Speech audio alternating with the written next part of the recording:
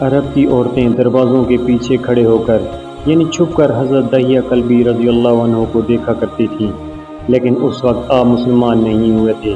ایک دن سرور کونین تاجدار مدینہ حضرت محمد مصطفیٰ صلی اللہ علیہ وآلہ وسلم کی نظر حضرت دحیہ کلبی پر پڑی۔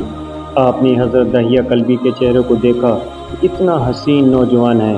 آپ نے رات کو اللہ تعالیٰ کی بارگاہ میں دعا مانگی، یا اللہ اتنا خوبصورت نوجوان بنایا ہے، اس کے دل میں اسلام کی محبت ڈال دے، اسے مسلمان کر دے، اتنے حسین نوجوان کو جہنم سے بچا لے۔ رات کو آپ نے دعا فرمائی۔ صبح حضرت دحیہ کلبی رضی اللہ عنہ آپ صلی اللہ علیہ وآلہ وسلم کے خدمت میں حاضر ہو گئے۔ حضرت دحیہ کلبی رضی اللہ عنہ کہنے لگے، اے اللہ کے رسول، بتائیں آپ کیا احکام لے کر آئے ہیں؟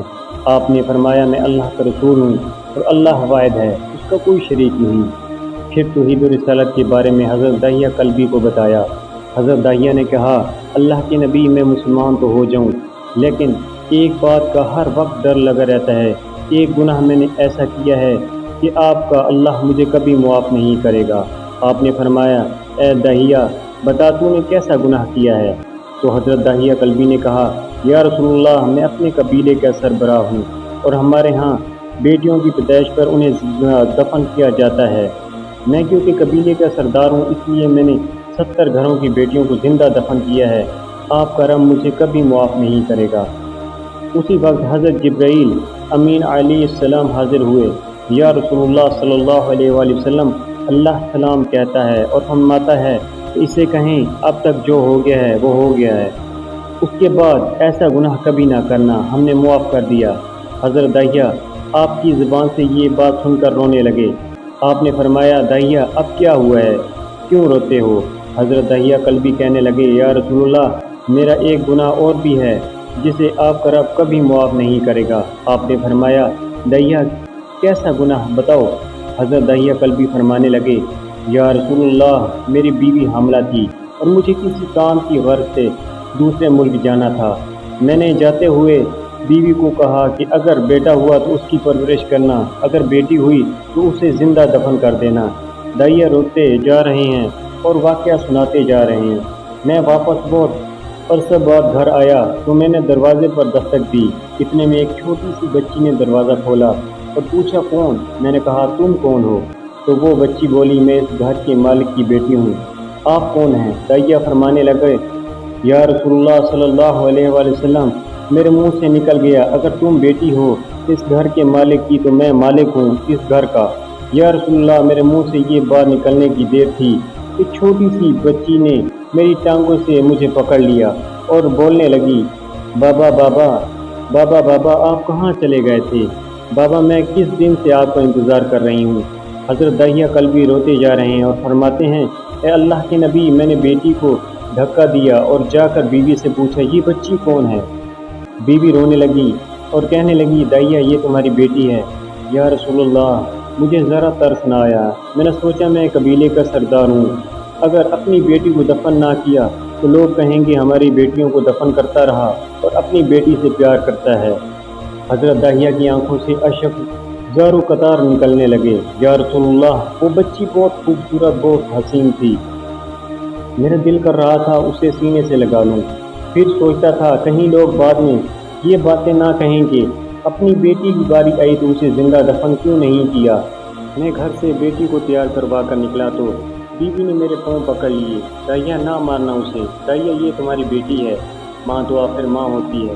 میں نے بیوی کو پیچھے دھکا دیا اور بچی کو لے کر چل پڑا۔ رستے میں میری بیٹی نے کہا، بابا مجھے نانی کے گھر لے کر جا رہے ہو؟ بابا کیا مجھے کھلونے لے کر دینے جا رہے ہو؟ بابا ہم کہاں جا رہے ہیں؟ دحیہ کلبی روتے جاتے ہیں اور واقعہ سناتے جا رہے ہیں۔ یا رسول اللہ، میں بچی کے سوالوں کا جواب ہی نہیں دیتا تھا، وہ پوچھتی جا رہی ہے، بابا کدھر چلے گئے تھے؟ کبھی میرا منہ چومتی ہے، کبھی بازو گردن کے گرد دے لیتی ہے، لیکن میں کچھ نہیں بولتا۔ ایک مقام پر جا کر میں نے اسے بٹھا دیا اور خود اس کی قبر کھودنے لگ گیا۔ آقا کریم صلی اللہ علیہ وآلہ وسلم دحیہ کی زبان سے واقعہ سنتے جا رہے ہیں اور روتے جا رہے ہیں۔ میری بیٹی نے جب دیکھا کہ میرا باپ دھوپ میں سخت کام کر رہا ہے تو اٹھ کر میرے پاس آئی، اپنے گلے میں جو چھوٹا سا دوپٹہ تھا وہ اتار کر میرے چہرے سے ریت صاف کرتے ہوئے کہتی ہے، بابا دھوپ میں کیوں کام کر رہے ہیں؟ چھاؤں میں آ جائیں۔